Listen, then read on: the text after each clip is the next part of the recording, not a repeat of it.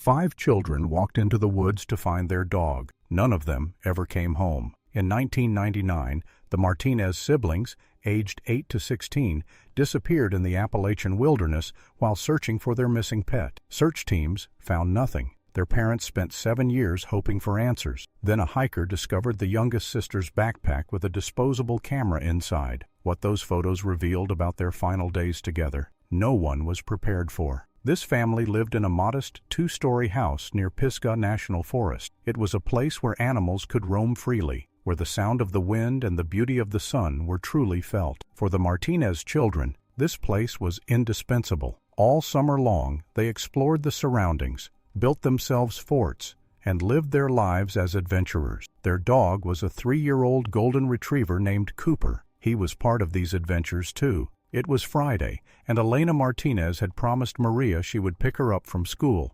However, she had a last-minute work commitment and was late due to a meeting. By the time she arrived, she was half an hour late. Maria was standing there.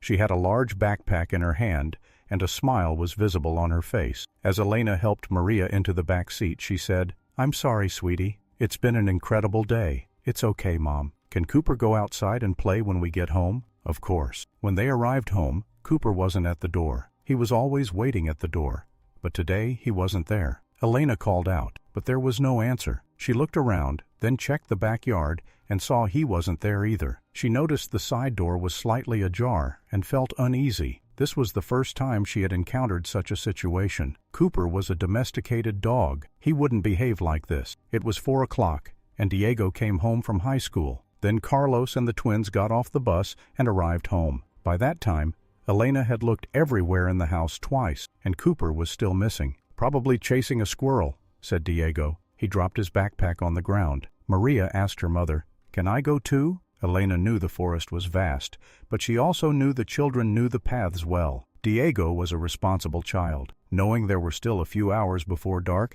she allowed the children to go. "Stay together," Elena said firmly, "and come back before dark. I mean it." "Okay, I promise," Diego replied. It was almost 5 o'clock. The children left. Elena stood in the kitchen, watching them disappear among the trees. Diego had a flashlight in his hand. Sophia had a whistle. Maria had a bag in her hand. She had packed Cooper's favorite snack. Elena thought the children would be back in an hour. It had been over an hour since the children left. The sun was about to set. Elena sat on the porch, deep in thought, watching the darkening forest, waiting for her children to return. There was no movement, no sound. It was 6:30 p.m., and it was starting to get dark. The temperature was slowly dropping. Elena called Roberto. In a tense voice, she said, "They still haven't come back. I'm starting to worry." Roberto said, "I'm leaving. You call the neighbors. We'll need flashlights too." 45 minutes passed. A group of 8 people began searching the trail in the woods. They called out the children's names,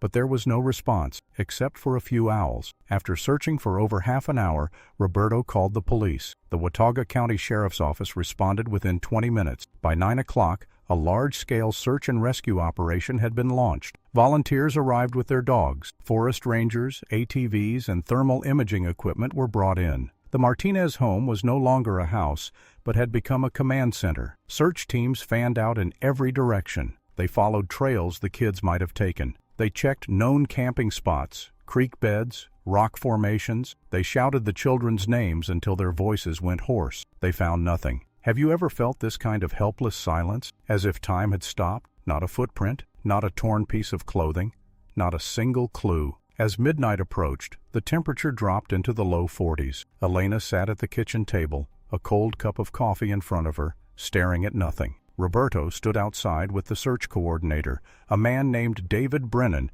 who'd led dozens of wilderness rescues. "Kids don't just vanish," Roberto said, his voice breaking. "Not 5 of them, not together." "We'll find them," Brennan replied, but even he sounded uncertain. By dawn on Saturday, October 13th, more than 150 people were searching. News crews arrived. Helicopters circled overhead. The story was already spreading. 5 siblings missing in Appalachian wilderness. Elena gave interviews, her face pale and drawn. She described what each child was wearing. Diego, a blue zip-up hoodie and jeans. The twins, matching purple jackets. Carlos, a red Tar Heels t-shirt. Maria, a pink windbreaker and light-up sneakers. "They're good kids," Elena said into the camera, tears streaming. "They listen. They're smart. Please, if anyone has seen them." The search continued for 6 days straight. Volunteers came from surrounding counties. Trained tracking dogs followed scent trails that mysteriously ended at a creek 2 miles into the forest. Divers checked the water. Nothing. On day 7, the official search was scaled back. On day 14, it became a recovery operation. By Thanksgiving, only Roberto and a handful of volunteers were still looking. The prevailing theory among investigators was grim. The children had gotten lost, separated in the dark, and succumbed to exposure or injury. Perhaps they'd fallen into a ravine. Perhaps they'd encountered a predator. The Appalachian wilderness was unforgiving, especially to children. But there were problems with that theory. 5 children, the oldest being 16 and familiar with the trails, all vanishing without a trace. No bodies, no belongings, no signs of struggle. Some locals whispered darker possibilities: abduction, human trafficking, foul play. But there was no evidence, no suspects, no leads. Whispers travel fast in small towns, especially when the truth refuses to show its face. Do you agree? The Martinez family was shattered. Elena stopped working. Roberto barely spoke. The house on Laurel Creek Road became a shrine of unanswered questions. Maria's pink backpack still hung by the door. Carlos's homework sat unfinished on the kitchen counter. The twins' bedroom remained exactly as they'd left it. Months turned into years. In 2001, a private investigator hired by Roberto found nothing new. In 2003, a true crime podcast covered the case, sparking renewed interest. Tips poured in. Sightings in truck stops, in distant towns, in other states. None led anywhere. By 2005, most people had accepted the worst. The Martinez siblings were gone. Whatever happened to them in those woods would remain a mystery. But Elena never stopped believing. She kept their rooms intact. She celebrated their birthdays. She left the porch light on every single night, just in case they found their way home. "They're out there," she'd say quietly to Roberto. "I know they are." Roberto didn't have the heart to argue. Then, in September 2006, 7 years after the children disappeared, a hiker named Jonathan Reeves was exploring an unmarked trail near the Linville Gorge Wilderness area, roughly 11 miles from the Martinez home. He was an experienced outdoorsman, a professor of ecology at Appalachian State University who spent his weekends documenting wildlife patterns. That particular Saturday, he was tracking a black bear he'd spotted the week before. Around 2 p.m., Jonathan climbed over a fallen oak tree and noticed something unusual wedged between 2 rocks near a dried-up stream bed. A small pink backpack, faded, weathered, half buried in leaves. Jonathan's breath caught. He'd followed the Martinez case like everyone else in the region. He knew what a pink backpack could mean. He carefully extracted it from the rock. The zippers were rusted but still functional. Inside, he found a child's sweater, a plastic water bottle, a crumpled granola bar wrapper, and, at the very bottom, a disposable camera. You weren't expecting that, were you? The kind you bought at a drugstore.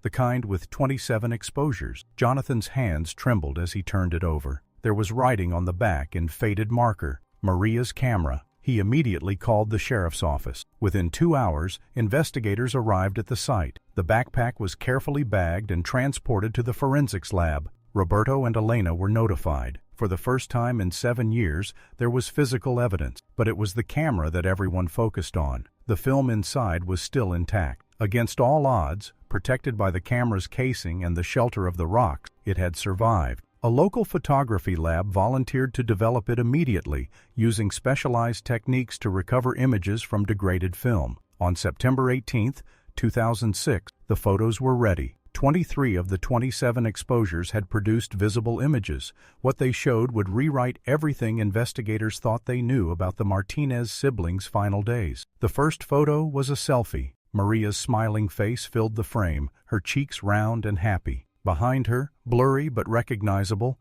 were her siblings. The timestamp on the camera indicated it was taken at 5:14 p.m. on October 12, 1999, just 37 minutes after they'd left home. They were still alive, still together, still hopeful. The second photo showed Copper. The dog sat panting beneath a pine tree, his tongue hanging out, his golden fur dotted with pine needles.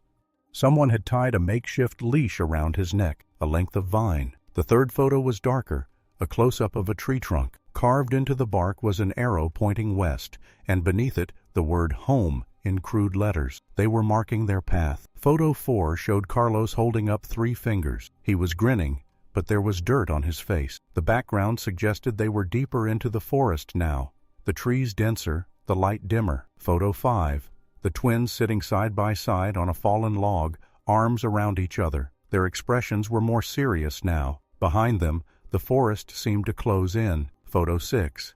Diego standing in front of what looked like a crude shelter made from branches and leaves. He wasn't smiling. His eyes looked tired. You can feel it, right? That shift from hope to just holding on. Photo 7. Darkness. A blurry image that might have been taken at night or inside something. Investigators enhanced it. It appeared to be the interior of the shelter. A small pile of backpacks in one corner. 2 pairs of sneakers. Photo 8. Maria holding a pine cone. Her expression somewhere between brave and scared. Photo 9.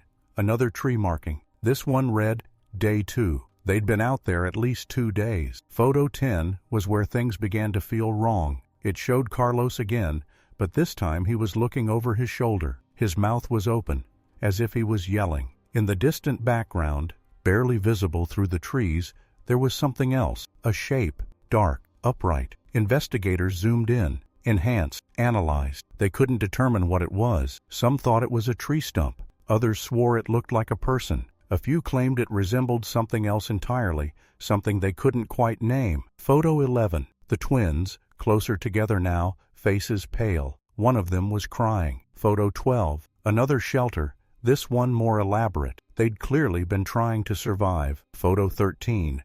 A hand-drawn map on a piece of bark. Arrows. X mark, symbols no one could interpret. Photo 14. Copper lying down, his eyes half closed. He looked thin. Photo 15. Diego holding Maria. Both looked exhausted. Photo 16. Another tree marking. Day 4. 4 days. They'd survived at least 4 days in the wilderness. Photo 17 was the one that made investigators pause. It showed all 5 children standing in a line, facing the camera. Someone else had taken this photo. They'd propped the camera on a rock or used a timer. They stood close together, arms linked. Behind them was a rocky outcrop covered in strange markings, symbols that looked almost deliberate. Circles, lines, patterns. None of the investigators recognized them. Photo 18. Darkness again. Just darkness. Photo 19. A close-up of Sophia's face. She was looking directly into the lens. Her expression was unreadable. Behind her, out of focus, was that shape again. The dark, upright figure. Photo 20. Carlos pointing at something off camera. Photo 21. Maria's hands held up to the camera. Her palms were dirty, scratched. Written across them in what looked like mud were 2 words, help us. That's not just a message, it's a scream frozen in time. Photo 22. The shelter again, from a different angle. It was larger now, more permanent looking, as if they'd been there a while. Photo 23. The final image was the most haunting. It showed the forest at twilight, trees silhouetted against a pale sky. In the foreground, standing in a clearing, were 5 small figures holding hands, the Martinez siblings. They were facing away from the camera, looking towards something in the distance. The photo was slightly overexposed, washed out, but in the far background, barely visible, was a structure. Not natural, not random, something built, and that's where the photos ended. The camera had run out of film, or whoever was taking pictures had stopped. Or something had happened that made documenting their journey impossible. Investigators immediately returned to the site where the backpack was found. They set up a new search operation, this time focused on an 11-mile radius from that spot. They brought in forensic anthropologists, cadaver dogs, ground-penetrating radar. They found nothing. No bodies, no additional belongings, no sign of the shelter from the photos, no mysterious structure. It was as if the forest had swallowed the children whole and left behind only 23 images as proof they'd ever been there. Roberto and Elena Martinez were given copies of the photos. They studied them for hours, days, weeks. They hired experts to analyze every detail. They compared the backgrounds to topographical maps, trying to pinpoint locations. But the Appalachian wilderness is vast, over 2,000 miles of rugged terrain. The photos could have been taken anywhere within a massive search area. They were trying to survive, Elena said, her voice breaking as she looked at the image of Diego and Maria embracing. They were trying so hard. Then where are they? Roberto whispered. That question haunted everyone involved in the case. The photos proved the children had lived for at least 4 days after disappearing. They proved they'd stayed together, worked together, tried to find their way home. They proved they were resourceful, brave, and determined. But they also raised far more questions than they answered. Who or what was the dark figure in the background of 2 photos? What were the symbols on the rocky outcrop? What was the structure in the final image? And most critically, what happened after the camera stopped recording? The case was officially reopened. The FBI got involved. Psychologists analyzed the children's expressions and body language in the photos. Botanists examined the vegetation in the backgrounds to try to narrow down locations. Geologists studied the rock formations. Some investigators believed the children had stumbled onto something in the woods, an abandoned building, a forgotten mine, a hidden structure. Perhaps they'd taken shelter there. Perhaps something had happened. Others theorized that the children had been found by someone else, someone who didn't report it, someone who had their own reasons for keeping the encounter secret. And then there were the darker theories, the ones whispered late at night in task force meetings, theories about what kinds of people lived deep in the wilderness, theories about what might happen to 5 children who wandered too far from civilization. But without evidence, theories were all they had. Elena kept the photos in a leather binder on the living room coffee table. She looked at them every single day, searching for clues investigators might have missed. She traced her fingers over Maria's face, Diego's tired eyes, the twins' frightened expressions. "They're telling us something," she said. "I just don't know what." In early 2007, a forensic linguist analyzed the handwriting in the tree markings and the bark map. She determined that 3 different children had done the writing, likely Diego, Sofia, and Carlos. The strokes suggested stress, fatigue, but also determination. These kids were fighting to survive, she told investigators. Every mark, every arrow, every word was deliberate. They were leaving a trail, but the trail led nowhere. Months passed. The media coverage faded again. The task force was quietly dissolved. The Martinez case returned to the cold case files, now with 23 photos and a pink backpack as the only tangible evidence of what happened. Most people moved on, but not everyone. In the summer of 2007, a retired park ranger named Bill Hutchins came forward with information he'd kept quiet for nearly 8 years. Finally, after 8 years, someone breaks the silence. He'd been on duty the weekend the Martinez children disappeared. On the evening of October 13th, the day after they vanished, he'd been patrolling a remote section of the Pisgah National Forest when he'd seen something unusual. Smoke, just a thin column rising above the trees, about 6 miles from any authorized camping area. Hutchins had hiked toward it, curious and concerned, but by the time he reached the area, the smoke was gone. He'd searched for 20 minutes, found nothing, and assumed he'd been mistaken. Maybe it was mist. Maybe his eyes were playing tricks in the fading light. He'd filed a brief note in his daily log and thought nothing more of it until he saw the photos. "The shelter," he told investigators, his weathered hands shaking slightly. "In photo 12, I recognize those trees in the background. The spacing, the species. I think I know where that was." Within 48 hours, Hutchins was leading a team of investigators back into the forest. They hiked for 3 hours, following Hutchins' memory of the terrain. The area was rugged, steep ravines, thick underbrush, far from any marked trail. It was the kind of place most casual hikers would never reach. And then they found it, a clearing, barely 10 feet across, surrounded by the exact configuration of trees visible in photo 12. The shelter was long gone. 7 years of weather would have erased any temporary structure made of branches and leaves. But there were other signs, small ones, easy to miss unless you were looking. Stones arranged in a circle, half buried, the remnants of a fire pit, a piece of fabric, faded and torn, snagged on a low branch. Blue, the same blue as Diego's hoodie, and carved into a nearby tree, nearly obscured by new bark growth, was a single word, H-E-L-P. The investigators called in a forensics team. They spent 2 weeks excavating the site. They sifted through soil. They used metal detectors. They brought in cadaver dogs. They found small things, a plastic button, a broken shoelace. Fragments of a granola bar wrapper that matched the one in Maria's backpack. But no bodies, no bones, no sign of what happened to the children after they left this place. The question remained, if this was where they'd been on day 2 or day 4, where did they go next? The final photo, the one showing the 5 figures facing the distant structure, haunted investigators most of all. because if you looked closely, if you enhanced the image just right, you could see that the structure wasn't random. It had a door, it had walls, it looked almost like a cabin, but there were no cabins in that part of the forest. None on any map, none in any property records. So what were the children walking toward? And did they ever reach it? These questions would change the direction of the investigation, because deep in the forest there was an answer and 5 children waiting to be found. The forest was not yet ready to reveal these mysterious secrets. The discovery of the campsite gave everyone hope. News crews and volunteers spread out across the area. The Martinez case,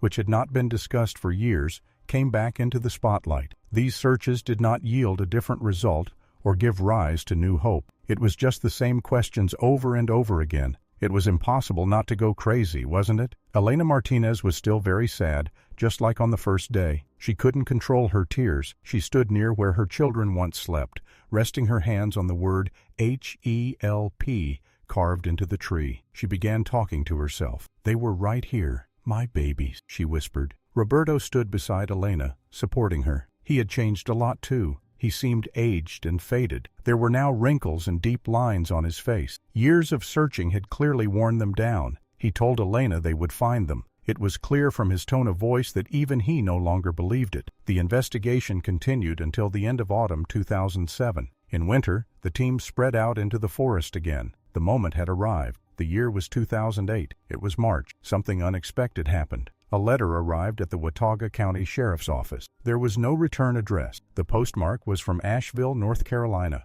Inside was a single handwritten page and a photograph. The photograph showed a teenage girl standing in front of a grocery store. She was wearing a work apron and had dark hair pulled into a ponytail. She looked approximately 19 or 20 years old. The handwriting on the letter was shaky, uncertain. I think this might be one of the Martinez twins. She works at the grocery store on Merriman Avenue.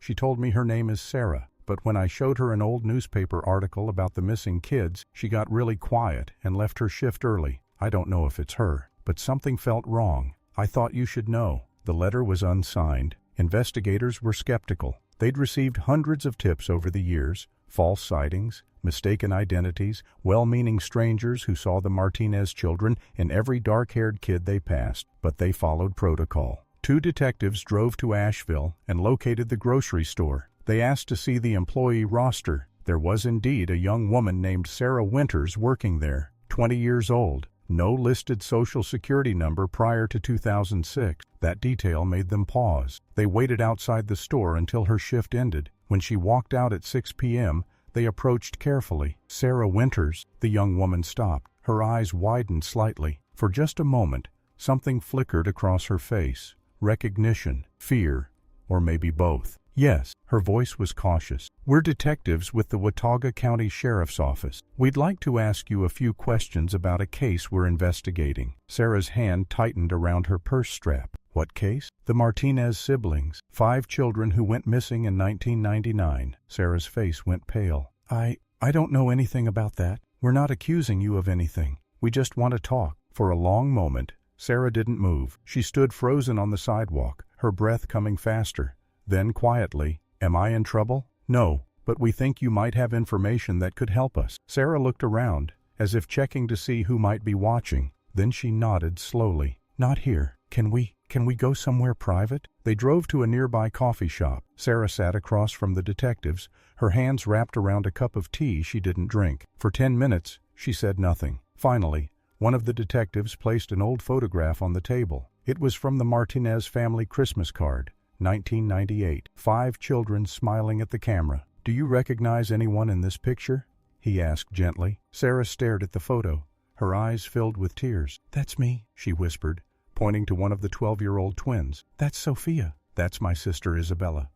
"That's Diego, Carlos, and Maria." The detectives exchanged glances. "What's your real name?" one asked softly. Sarah's hands trembled. Sophia Martinez. The room seemed to hold its breath. "Where are your brothers and sisters, Sophia?" And then Sophia Martinez, who had been living under an assumed name for nearly 2 years, began to talk. She spoke slowly at first, her voice barely above a whisper, then faster, as if a dam had broken. She told them everything, about how they'd followed Copper into the woods that October afternoon, about how quickly they'd gotten turned around in the dense forest, about how darkness fell faster than they'd expected, and the temperature dropped, and Maria started crying. Diego had taken charge. He'd found a sheltered spot and built the first makeshift shelter. They'd huddled together through that first night, believing someone would find them by morning. But morning came, and no one did. By day 2, they'd accepted they were lost. Diego started marking trees, creating a trail back toward what he thought was home. But the forest all looked the same. Every direction seemed identical. They rationed the granola bars they'd brought for copper. They drank from streams. They stayed together. Maria had been the one taking photos with her disposable camera. She'd wanted to document their adventure, still believing it would end happily, that they'd get home and show their parents where they'd been. By day 3, Maria stopped taking pictures. The adventure wasn't fun anymore. On day 4, they found the rocky outcrop, the one with the strange symbols. Diego had thought the symbols were trail markers, maybe left by hikers or forest rangers. They decided to follow them. The symbols led them deeper into the wilderness, and that's when they saw the cabin. It was small, barely more than a shack, built into the side of a hill. It looked ancient, weathered wood, a roof covered in moss, but it was shelter, real shelter. Diego had been cautious. They'd watched the cabin for an hour before approaching. No smoke from the chimney, no signs of life. The door was unlocked. Inside, the cabin was sparse. A single room with a dirt floor, a broken table, a rusted wood stove. But there were supplies, old canned goods, blankets, matches. "We thought we were saved," Sophia said, her voice breaking. "We thought someone lived there and would help us, but no one came." They stayed in the cabin for 2 days, eating the canned food, sleeping on the blankets. Diego kept insisting they needed to leave, to keep looking for a way out, but they were exhausted, scared, and the forest beyond the cabin felt impossibly vast. On the 6th day, Maria found something, a trapdoor beneath the broken table. It led down into a root cellar, or what looked like one, stone walls, shelves, and at the back, a tunnel. Diego didn't want to go down there, Sophia said, but Carlos was curious. He climbed down with a flashlight. The tunnel wasn't long, maybe 30 feet. It opened into a natural cave system, limestone caverns that stretched beneath the forest floor. And in one of those caverns, they found something impossible, another shelter. But this one was different. This one had sleeping bags, modern camping equipment, boxes of supplies, and photographs pinned to the stone walls, photographs of people, dozens of them, faces staring out from Polaroids and printed photos, men, women, children. Some looked recent, some looked decades old, and in the center of the wall was a map. It was a map of the forest, Sophia said, her hands shaking around her teacup, but it had marks all over it, red X's, dozens of them. And written at the top, the ones who stayed. The children had stood in that cave, staring at the photographs, and realized with growing horror that they weren't the first people to get lost in these woods, and whoever had made this place, whoever had been collecting these photographs, was still out there. Diego made the decision immediately. They were leaving, that instant, no discussion. They scrambled back through the tunnel, up through the trapdoor, and out of the cabin. Diego led them into the forest at a run, not caring about direction, just wanting distance between them and that place. They ran until Maria collapsed, sobbing and exhausted. That's when they heard it. Footsteps, behind them in the forest. Heavy, deliberate. Someone was following them. Diego grabbed Maria and kept moving. They stumbled through the woods as daylight faded. The footsteps stayed with them, never quite catching up, never falling behind, just following. When full darkness fell, they hid in a dense thicket of mountain laurel. They held each other, barely breathing, listening to the footsteps circle their hiding spot. The footsteps stopped just feet away from where they crouched. "I know you're there," a voice said, male, rough, almost amused. "But it's okay. The forest keeps its own. Always has." The children didn't move, didn't breathe.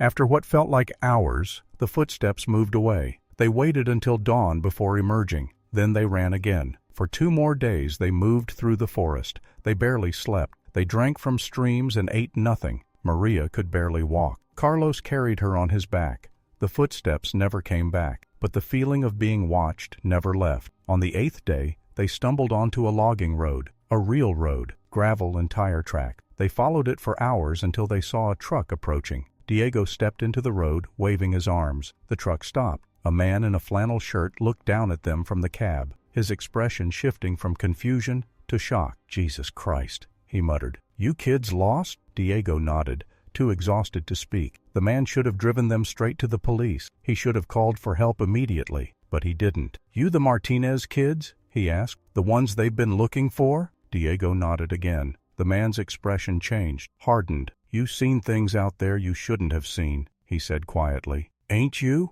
Diego's blood went cold. The man sighed, running a hand through his beard. "Get in the truck, all of you." They should have run, should have screamed, but they were children, exhausted, starving, desperate. And this was an adult. Adults were supposed to help. They climbed into the truck bed. The man drove them not to town, but to a farmhouse 30 miles away. He brought them inside, gave them food and water, let them sleep in a back bedroom, and then he made a phone call. Sophia didn't hear the whole conversation, just fragments. "Found them. Yeah, all 5. They saw the cave. I don't know. What do you want me to do?" When Sophia woke up, it was the middle of the night. She crept out of the bedroom and found Diego awake in the kitchen, staring out the window. "We need to leave," he whispered. "Right now." "Why?" "He helped us." "Sophia, he hasn't called the police. It's been 12 hours and he hasn't called anyone." Sophia's stomach dropped. "What do we do?" "We run." Again. They woke the others. Quietly, they slipped out a window and into the darkness. This time, they didn't go into the forest. They followed the road, hiding in ditches whenever they saw headlights. By morning, they'd reached a small town, a gas station, a payphone. Diego called 911. Police arrived within minutes. The children were swept up into police cars, wrapped in blankets, given food and water. Officers asked questions. They were too exhausted to answer clearly. They were taken to a hospital, examined. Federal reunited with their parents. Roberto and Elena arrived at the hospital like people in a dream. They held their children and sobbed and couldn't believe they were real. For 24 hours, it seemed like a miracle. But then the questions started. The police wanted details. Where had they been? What had they seen? Could they lead authorities back to the cabin? Diego tried to explain about the cave, the photographs, the map. But when police searched the area he described, they found nothing. No cabin, no cave system, no evidence. "Maybe we got the location wrong," Diego said desperately. "It was dark. We were running. But I know what we saw." The police were skeptical. The children had been through trauma. Stress and fear could create false memories. Hallucinations from dehydration and hunger weren't uncommon. But there was a bigger problem. The man in the truck, the one who'd taken them to the farmhouse. When police went to investigate, they found the property abandoned. No one had lived there in years. The neighbors said the owner had died 6 months earlier. "That's impossible," Diego insisted. "We were there. He gave us food. He made a phone call. But there was no evidence. No tire tracks matching the truck Diego described. No phone records. Nothing." The official story became simple. The children had gotten lost, wandered for 8 days, eventually found their way to a road, and were picked up by a good Samaritan who wished to remain anonymous. The family was together. That's what mattered. But Sophia knew the truth. So did Diego. So did the others. Something in those woods was being protected, and someone didn't want the children talking about what they'd found. Over the next 2 years, strange things happened. Carlos started having nightmares. Severe ones. He'd wake up screaming about footsteps in the dark. Isabella became withdrawn, barely speaking. Maria developed anxiety so severe she couldn't go outside without panicking. And Diego started drinking. At 16. Then drugs. By the time he was 18, he was in and out of rehab. The family was together, but they were broken. In 2006, Sophia made a decision. She couldn't live in that house anymore. Couldn't live in that town where everyone looked at her family like they were either victims or liars. She changed her name, left home. Started over in Asheville where no one knew her story. "I just wanted to be normal," she told the detectives, tears streaming down her face. "I wanted to forget." "What about your brothers and sisters?" one detective asked gently. "Where are they now?" Sophia's face crumpled. "I don't know. We all scattered. Diego disappeared 2 years ago. Carlos moved to Florida. Isabella lives in Virginia, I think. And Maria." She paused, her voice breaking. "Maria's in a psychiatric facility. The nightmares never stopped. She tried to hurt herself. My parents had to commit her. She's been there for 3 years. The detectives sat in stunned silence. This wasn't the ending anyone had expected. The Martinez siblings had survived. They'd made it out of the woods, but what they'd found there had destroyed them anyway. "Why didn't you come forward before?" a detective asked. "Why hide?" Sophia looked at him with haunted eyes. "Because whoever is out there, Whoever made that cave, they're still there, and they know we saw it. Diego used to say we should tell someone, but I was afraid. We all were. What if coming forward put us back on their radar? Sophia, we can protect you, she laughed bitterly. Can you? You couldn't find us when we were 8 days into the woods. You couldn't find the cabin or the cave when Diego told you exactly where it was. How are you going to protect us from something you can't even prove exists? She had a point. The detectives promised to investigate. They reopened the case officially. They searched the areas Sophia described, using her adult memory and detailed maps. They found nothing. No cabin, no cave system, no photographs, no map. It was as if the forest had swallowed all evidence. The media got hold of Sophia's story. It exploded, but public opinion was divided. Some believed her. Others thought the children had fabricated the story to explain their disappearance. Trauma experts were brought in to debate whether the memories were real or constructed. Elena and Roberto just wanted their children back together, but that wasn't going to happen. Diego was found 6 months later in a motel in Tennessee, dead from an overdose. He was 25 years old. Carlos refused to speak to anyone from the family. He'd changed his name too and wanted nothing to do with the Martinez story. Isabella agreed to a single interview where she confirmed Sophia's story, then disappeared again. She moved to Canada and cut off all contact. Maria remained in the psychiatric facility, too fragile for the outside world. And Sophia lived with the weight of survival. In 2009, a true crime documentary covered the Martinez case, featuring interviews with Sophia, investigators, and search and rescue personnel. It presented both sides, the possibility that the children had experienced real danger, and the possibility that trauma had distorted their memories. The documentary ended without resolution, because there was none. But in the final minutes, the filmmaker included something interesting. A map overlay showing reported disappearances in the Pisgah National Forest over the past 50 years. There were 37 cases, people who'd vanished without a trace, hikers, campers, children. And when you marked them on a map, they formed a rough circle around a specific area, an area with no official trails, no roads, no markers, an area exactly where Sophia said the cabin had been. The documentary asked a question. What if the Martinez siblings weren't the first people to find something in those woods? What if others had found it too, and either never returned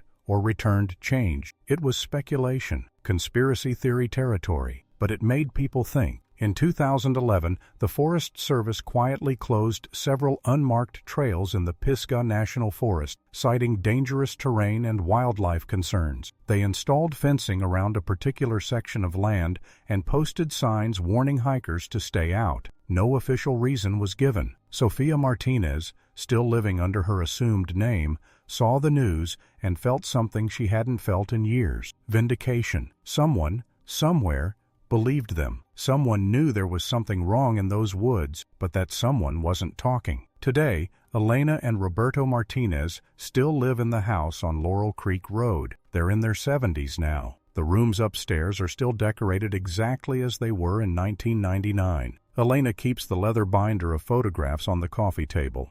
She still looks at them sometimes, tracing her children's faces. 3 of her children are gone in different ways. Diego to death, Carlos and Isabella to deliberate distance. Maria is alive, but unreachable, lost in a mind that never escaped those 8 days in the woods. And Sophia calls once a month. Brief conversations. I'm okay, Mama. I'm safe. Elena doesn't push. She's grateful for what she has. But late at night, when the house is quiet, Elena stands at the back window and looks out at the forest, the same forest that took her children and gave back strangers. And sometimes, though she'd never admit it to anyone, she swears she sees lights moving between the trees. If you saw those lights, would you look away or follow them? Small pinpoints of illumination, like flashlights, weaving through the darkness. She tells herself it's campers, hikers, rangers on patrol. But deep down, she knows better. Because the forest keeps its secrets. It always has. And whatever the Martinez children found out there, whatever saw them, followed them, tried to keep them, is still there, waiting in the dark, patient, timeless, collecting its photographs, marking its map, the ones who stayed. And somewhere in those woods, in a cave that may or may not exist, 5 new photographs might have been added to the wall. 5 children, holding hands, looking at something in the distance, almost like they belong there. Almost like they never really left. You know, Sometimes the scariest stories aren't the ones where people disappear. They're the ones where people come back, but not all the way. If mysteries like this make you wonder what else is hidden in the places we think we know, you're not alone in that feeling. What do you think the Martinez kids really found out there? Would you want to know the truth, if it meant never sleeping peacefully again?